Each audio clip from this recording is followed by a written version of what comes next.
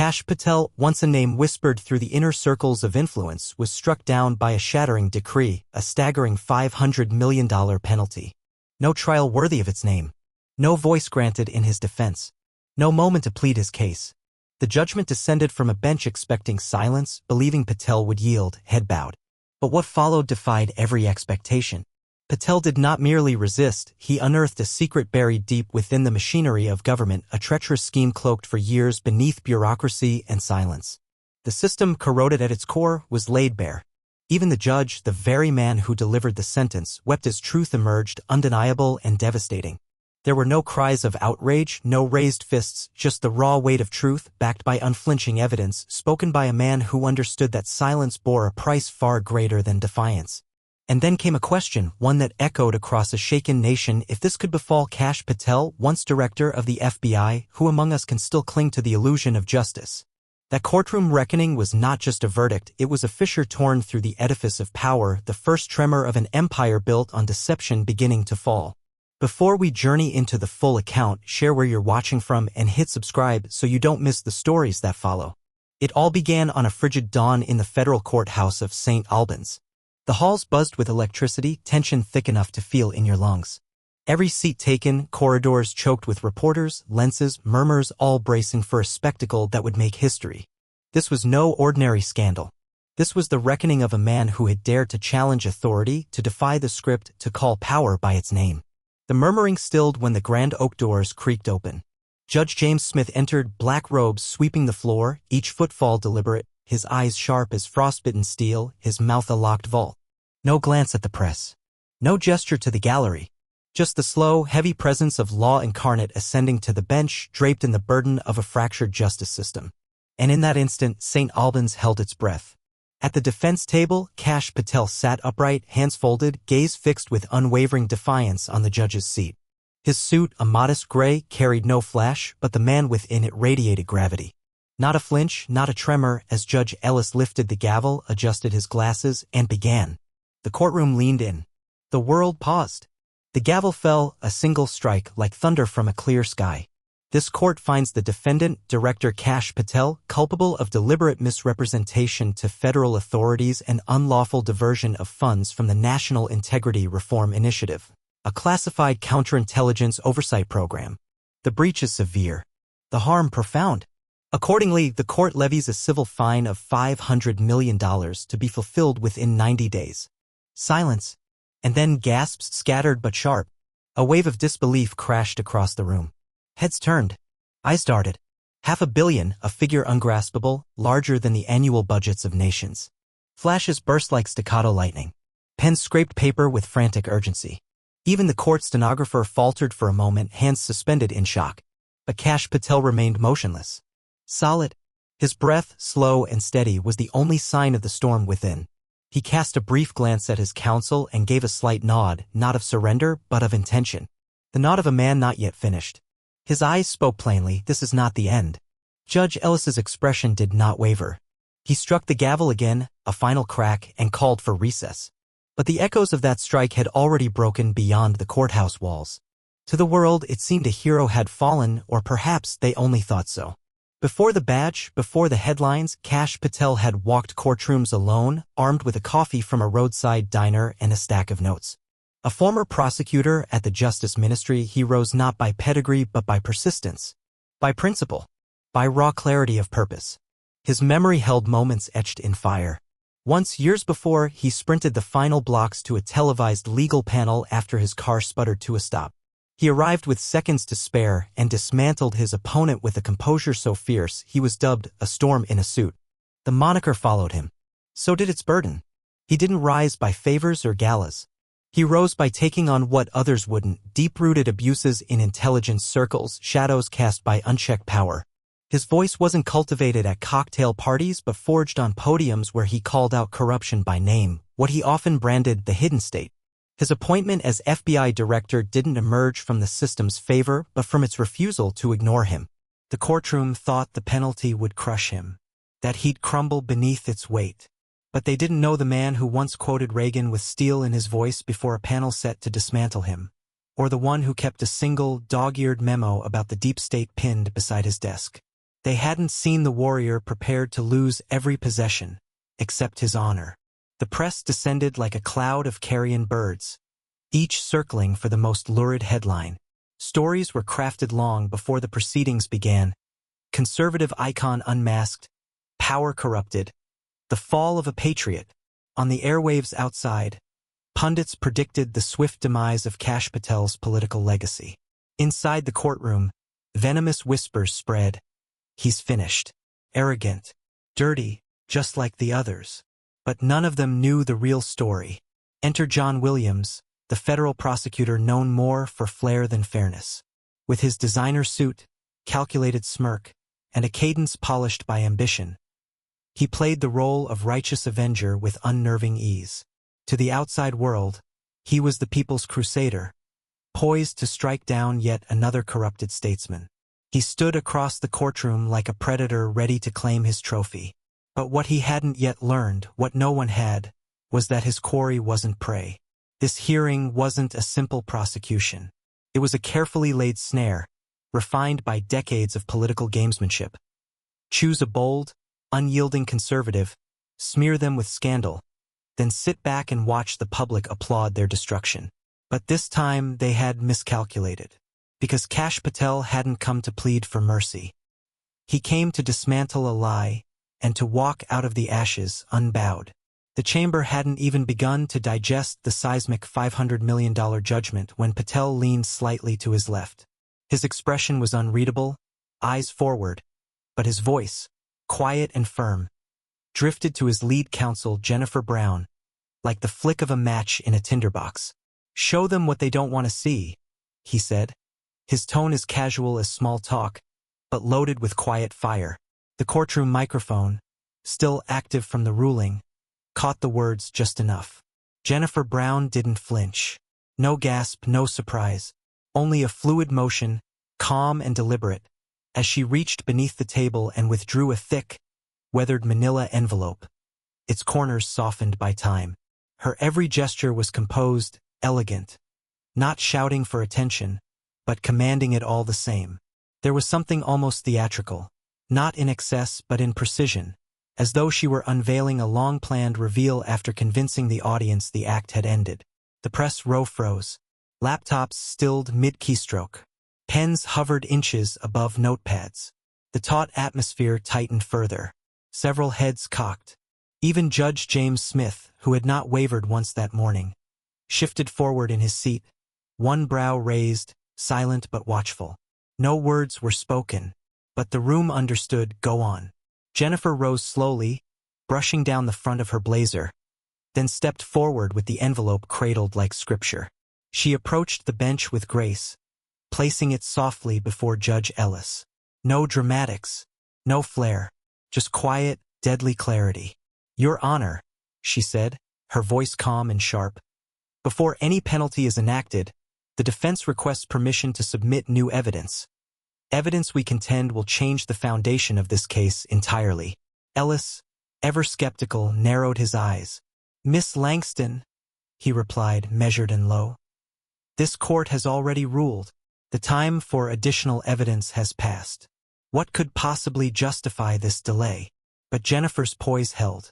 Her answer landed like a hammer clothed in velvet. "Because this material was deliberately withheld from us. We received it just 72 hours ago, from a whistleblower within the Ministry of Justice." The effect was immediate. A sharp breath across the room, as if oxygen had suddenly been cut off. Reporters rose from their chairs instinctively. John Williams snapped his head toward her, the arrogance wiped clean from his face, leaving only confusion and dawning dread. Judge Ellis leaned back slowly, the envelope before him now a live wire. He didn't touch it at once. Instead, he searched Jennifer's face, combing for exaggeration, partisanship, illusion. But he found only the steady calm of a woman anchored by truth. Eventually, he opened it. Inside was a stack of documents. The top sheet bore the header of the ministry's internal auditing office, a formal review dated months prior to Patel's indictment. The audit's conclusion was clear. The accounting inconsistencies tied to the National Integrity Reform Initiative stemmed from a third-party software contractor. The errors were code-based, not criminal. The issue was clerical, not Cash Patel's doing. But that wasn't the worst of it. The second page revealed a chain of internal emails between senior officials. One line read, "No conclusive evidence that Patel acted with intent. Pursuing charges may risk political backlash." Another, even colder, suggested stalling the audit's release. Optics take priority. The courtroom fell into a deathly stillness. Even the clerk stood motionless, the usual machinery of legal routine frozen under the weight of revelation. Judge Ellis gripped the pages tighter as he read on, his stoic mask beginning to crack. He flipped through the stack faster now, lips pressed in a line, brow furrowed. These weren't accusations. They were confirmations signed, dated, authenticated. The truth had not merely been obscured.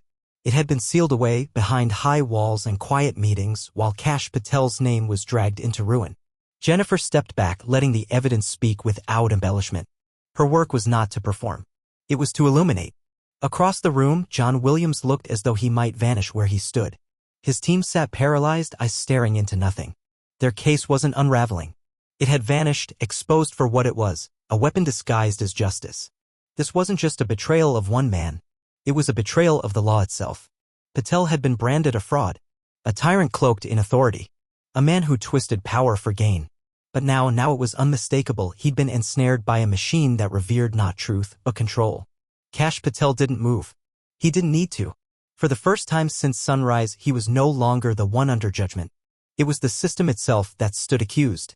And for the first time in his storied tenure, Judge James Smith looked like a man caught in the undertow of a tide he could no longer command. He sat rigid, but his eyes betrayed him. Behind the bench, beneath the dignified folds of his robe, he pored over the final pages of the whistleblower's dossier, each sheet a fresh coffin nail in the prosecution's case. Hands that once presided over matters of national consequence now clenched the paper edges with trembling pressure. His jaw tightened. Once, then again. A faint shake of the head gave him away as he turned the last page. What carved lines into his face wasn't merely professional humiliation. It was revulsion. This hadn't been a mishap of haste or oversight. It was a deliberate perversion of justice. The Ministry of Justice hadn't simply failed to disclose evidence. They had pressed forward with full knowledge of its existence, knowingly, cynically launching a campaign of destruction against a federal director who had long been a thorn in the side of entrenched power. Judge Ellis's breath caught, a subtle, haunting break in a man known for unshakable control. He closed the documents slowly and looked across the courtroom, not with the detachment of a judge, but the gaze of a man realizing he had been used by a corrupted order. The room held its breath.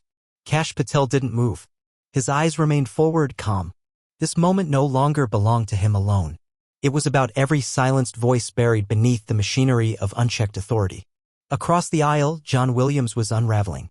The once impervious prosecutor who had swaggered into the chamber like a senator in waiting now fumbled with his notes like a drowning man reaching for driftwood. Pages scattered to the floor. He stooped to retrieve them, smacking his forehead on the edge of the table. A cough erupted from the press section, half-stifled laughter. His once crimson tie twisted askew as though recoiling from his throat. Perspiration pooled at his brow as he flipped through useless pages, desperate for anything that could save face. An aide leaned over, whispering urgently. Stone waved him off. "I've got this," he muttered. He didn't.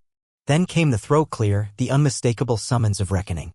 Judge Ellis spoke, his voice low, cold, and as precise as a scalpel. "Mr. Stone," he began, each syllable wrapped in quiet fury, "do you have anything to offer before I render a response?" John's mouth parted, then closed. His voice, once his mightiest asset, had abandoned him. He said nothing. Jennifer Brown, watching from the defense table, permitted herself the faintest smirk. The court had seen John craft his tale with smug precision. Now they watched him crumble beneath its weight. Judge Ellis turned back toward the bench. A different silence settled, not tense, but reverent. He squared his shoulders, drew in a deep, bracing breath, and spoke like a man pronouncing judgment on an era. Upon examination of the documents entered into the record, he began, each word like the clang of a bell, "This court finds substantial and credible proof that material exculpatory evidence was intentionally suppressed in violation of federal disclosure statutes."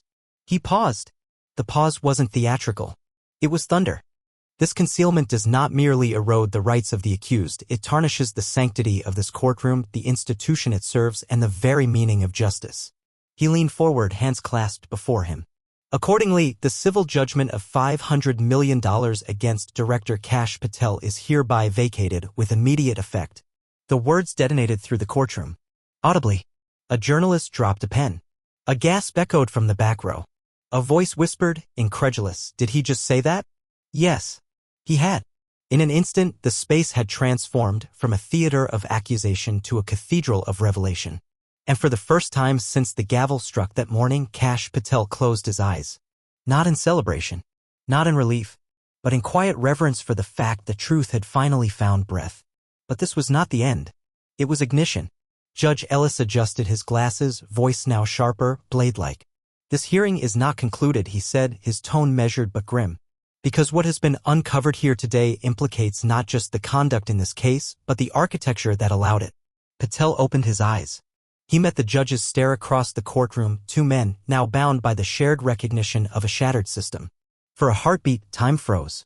And then, solemnly, Kash nodded once. Not to concede, but to commit. He wasn't merely reclaiming his name. He was preparing to indict the system itself. The following morning, in the shadow of New Avalon's legislative complex, a press room overflowed. Cameras blinked. Microphones crowded a modest podium. The air hummed a heavy, charged, the kind of pressure usually reserved for declarations of war. This wasn't just a press conference. It was a reckoning. No campaign banners framed the scene. No orchestrated clapping crowds. No spin doctors or consultants.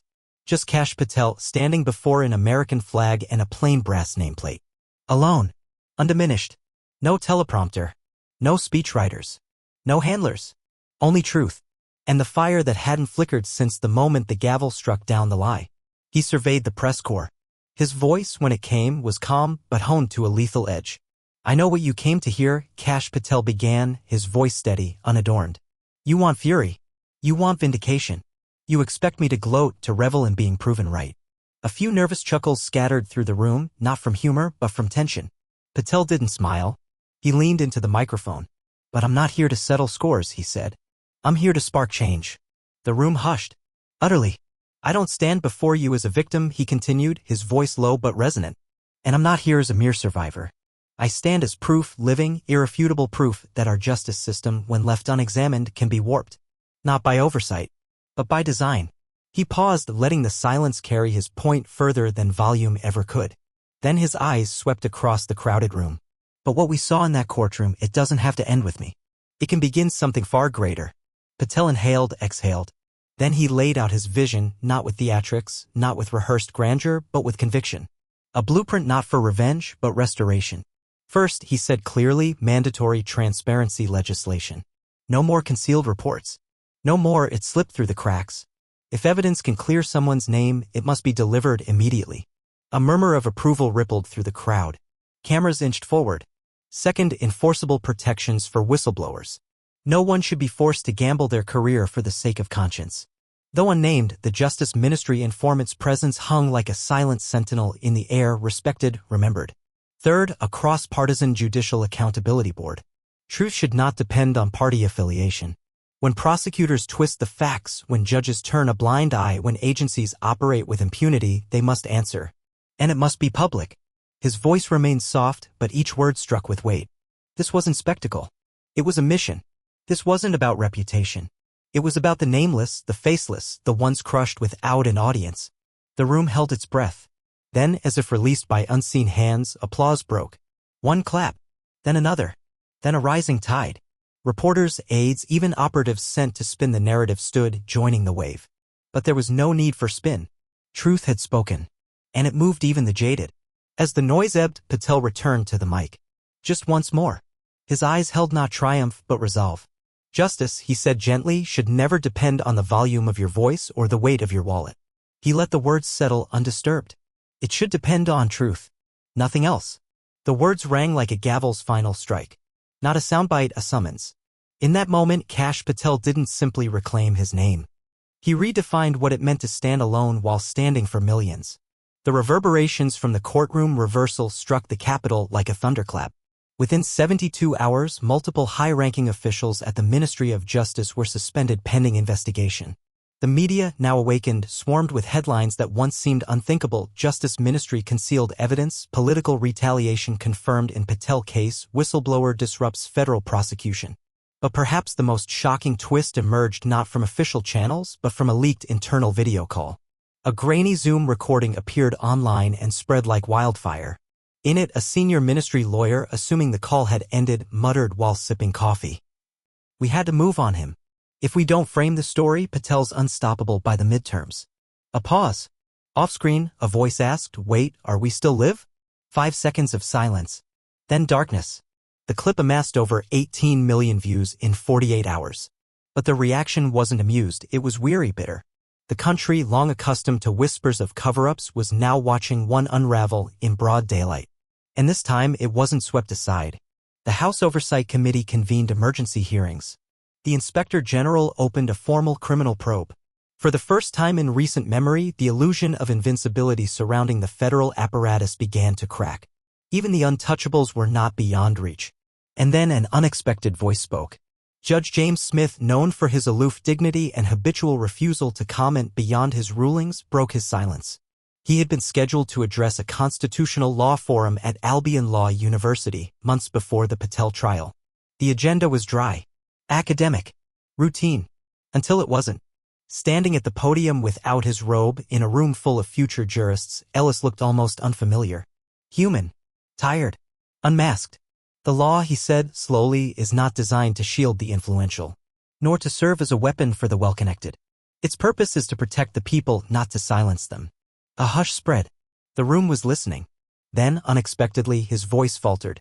As he recounted the moment he realized the Justice Ministry had buried the truth, he paused, removed his glasses, and blinked back emotion. "I've signed rulings I've carried without doubt for decades," he said. "But this time I had to stand with the truth. Not simply preside over it." His hand trembled slightly as he wiped his cheek. In that moment, he reclaimed not power, but principle. The next day, his remarks appeared across law reviews, legal podcasts, even undergraduate ethics syllabi. Classrooms began dissecting the Patel trial as a new standard in judicial conscience. Judge Ellis, once a reserved enigma, had become an unexpected symbol of institutional reckoning. As for Kash Patel, he held no parade. He didn't see cameras. He didn't tour the networks. He did something rarer. He returned to work. No motorcade. No entourage. No armored SUVs. Just Kash Patel and a small, dedicated team, walking through precinct doors, visiting regional field offices, sitting with FBI agents, and standing quietly at gatherings few politicians ever attend. At a modest support center for veterans, the kind forgotten between election cycles, he sat on a folding chair, knees level with a threadbare carpet, listening to an elderly woman recount her son's battle for medical care. A veteran left behind by the very system he served. Her voice broke under the weight of too many unanswered appeals. Too many doors slammed shut. When Patel stood to thank her, she reached out and took his hand, eyes wet with years of quiet grief. "I stopped believing in this government long ago," she whispered. "But after what you did, I believe in you." The words struck harder than any verdict. Patel, ever composed, swallowed hard. Then gave her a single, solemn nod. In that instant, it became clear the courtroom clash had been only the prelude. His true legacy wasn't etched in boardrooms or broadcast on the evening news. It was written here, in rooms with flickering lights, folded chairs, and forgotten faith. If this could happen to someone like him, with attorneys, cameras, and public outcry, what hope was there for those without a voice, whose suffering didn't make headlines? That question echoed through the halls of power for weeks. For Patel, it became purpose. The battle had begun with a gavel strike. But this chapter closed with a signature beneath Capitol chandeliers. Following Patel's exoneration, Congress passed the Executive Transparency Act with rare and resounding bipartisan support. The legislation mirrored the reforms he had outlined at his press conference: mandatory disclosure of exculpatory evidence, protections for whistleblowers, and the creation of an independent oversight board to prevent political interference in investigations. For the first time in living memory, a law born from scandal didn't serve to conceal the truth, it enshrined it. Cable shows bickered over its implications. Editorials dissected its wording. But Kash Patel? He wasn't watching. He didn't linger in the glow of approval. He returned to the only places that ever mattered to him: police stations, firehouses, town halls, VFW posts. He skipped more banquets than he attended. Preferred coffee in styrofoam cups to catered spreads. Sat cross-legged in community centers while veterans shared their battles. Not on foreign soil, but here at home. People didn't gather to shake hands with a symbol. They came to speak to someone who listened, who made them feel visible again. When asked how he kept going after everything, his answer was simple, steady. Because I'm not fighting for myself. I'm fighting for all of us. Behind his public statements and polished language, Patel remained unmistakably himself, dry-witted, blunt, and deeply human. At a private fundraiser, one of his aides shared a story that soon made its way onto a political podcast and then everywhere. Just before delivering the most pivotal speech of his life, the one that would sway bipartisan support for his reform bill, Patel tripped. Not a mild misstep. His shoelace caught, he stumbled, fell hard, papers flying like confetti across the stage. Cameras clicked in stunned silence. Staff rushed to help. But instead of freezing, Patel sat up, straightened his suit, and looked straight into the crowd. Sometimes, he said, grinning, justice looks like this, falling flat on your face in front of the whole world. The audience burst into laughter, and without missing another beat, he delivered a speech so raw and riveting that even longtime skeptics stood to applaud. The video went viral, not because it was staged, but because it was real. Because strength doesn't always come from standing tall. Sometimes it's found in rising after the fall. Months passed. Hearings faded. The headlines dulled. But in classrooms, murals, and coffee mugs across the country, a phrase began to appear, one not born of a legal statute or presidential order. It came from a handwritten note Patel left for a civics class he was meant to visit, but missed due to a late-night vote. It read, "When the powerful tremble because the truth stands tall, that's when justice begins."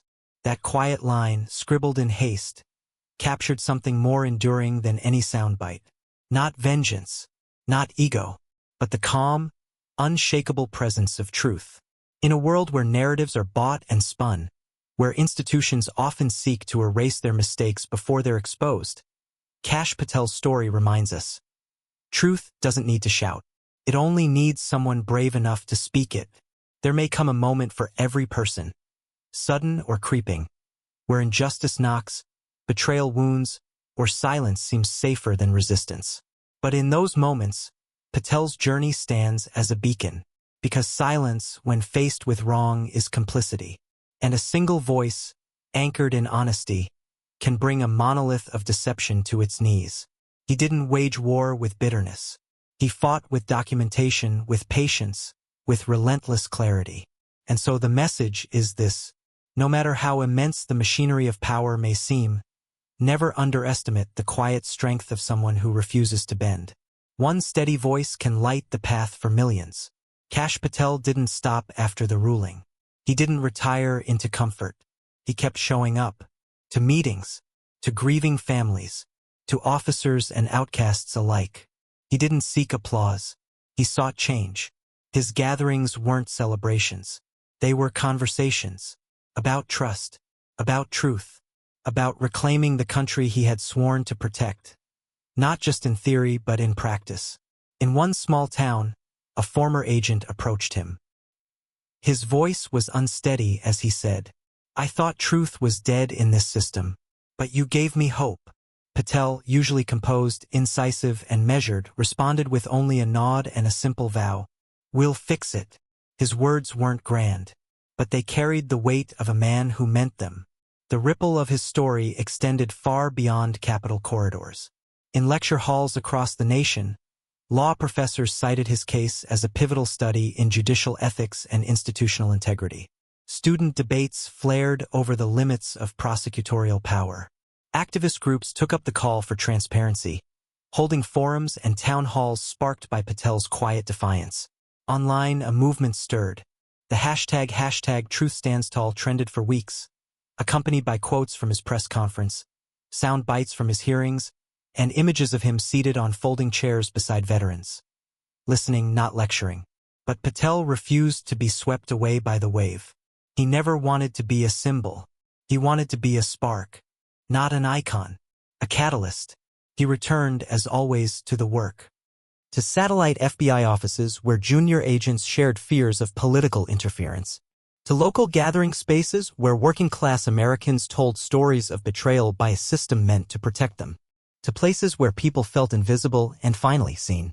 He wasn't there to be admired. He was there to remind institutions of their mission, to serve the people, not preserve their own power. Because the story was never just about one man and one case. It was about what happens when one voice, grounded in truth, confronts the machine of entrenched authority and refuses to back down. It was about how courage, wielded calmly, can ignite something far greater than outrage. It was about how standing alone can stir a nation. From policy meetings in the capital to kitchen table conversations in heartland towns, Patel carried one message. Truth is never powerless if we're brave enough to speak it. And in that bravery, justice ceases to be an abstract ideal. It becomes lived reality. Kash Patel's journey, set against the political turbulence of America in 2025, reveals something deeper than any partisan clash, a country wrestling with its conscience. A nation fraying at the edges of trust, seeking proof that justice can still prevail over influence. His story, from a staggering $500 million fine and a rigged verdict, to exposing a conspiracy buried deep in the Justice Ministry's vaults, to drafting reform that would become law, charts the power of one man standing, not for applause, but for accountability. Moments like the leaked Zoom video where a federal official let slip that Patel was targeted for political reasons, or the now iconic line from Patel's handwritten note, "When the powerful tremble because the truth stands tall, that's when justice begins," became more than headlines. They became a cultural reckoning. Proof that what many feared about politicized justice wasn't just paranoia. It was real. But Patel didn't weaponize that truth. He used it to build trust. He showed up not for interviews or accolades, but for veterans who'd been forgotten, for agents who'd been sidelined, for ordinary Americans who'd begun to doubt their institutions could ever serve them again. And in that simple, radical act, listening, he rebuilt what no law alone could fix. The lesson is this: in a divided society where narratives are manipulated and truth is often trampled by power, each of us carries a choice. We can retreat into silence. Or we can stand like Patel, not with rage, but with resolve. With evidence. With principle. With the willingness to pay a price for what's right. Patel didn't seek vindication through rage or spectacle. He fought with steady, quiet force. And when the battle was over, he didn't rest. He returned to work. To repair. To rebuild. To remind America that real change doesn't begin in soundbites or courtrooms. It begins in communities. In eye contact. In listening. So wherever you are, take inspiration from this journey. Be the voice that speaks when it's easier to stay silent. Be the one who challenges power with principle. Stand tall and help others do the same. Because one person with courage and truth can still turn the tide. And when they do, millions will follow. Subscribe for more stories like Kash Patel's, stories that don't just inform, but move. Because in a world full of noise, truth still matters. And it still speaks if we're willing to listen. Thank you for being part of it. We'll see you next time.